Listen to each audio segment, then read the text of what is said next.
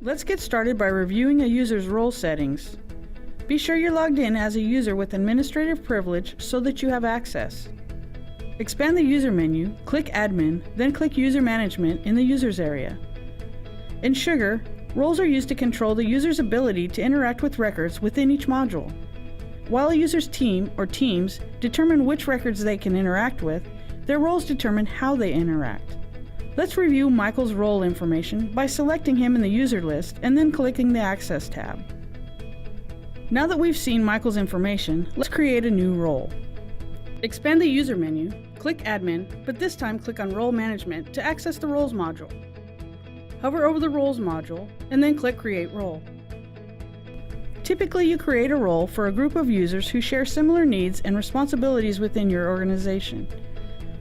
We will name this role Sales Rep and enter Sales Rep role in the description. By default, all options are not set, meaning the role has no effect on the user's capabilities. Click Save to save the role.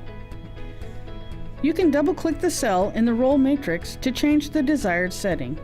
Let's remove access to the bug tracker for the Sales Rep role. We can do this by double-clicking the cell in the Access column across from the bug tracker row to change the not set value to disabled. This will hide the bug tracker module and associated subpanels for any users with this role. You can also use the access type to control the access the user has in the second column. For example, changing this to Admin for the Contacts module allows a user to see all contacts regardless of teams. Choosing Developer allows a user to access developer tools related to the Contacts module. Admin and Developer combine both of these options. The rest of these columns restrict a particular action for each module. A value of not set, or all, allows the user to perform a given action on every record to which their team memberships grant access. Choosing Owner means they can only perform this action on records where they are the assigned user. And the None setting in this example would prevent the user from being able to delete any accounts. Be sure to click Save to save your change. You can also set restrictions for individual fields. First, click on the module, in this case Opportunities, and then find the relevant field, Opportunities Amount.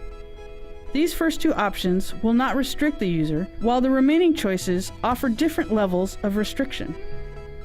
Choosing Owner Read, Owner Write, for example, will make this field non-visible and non-editable for all but the assigned user and any system admins.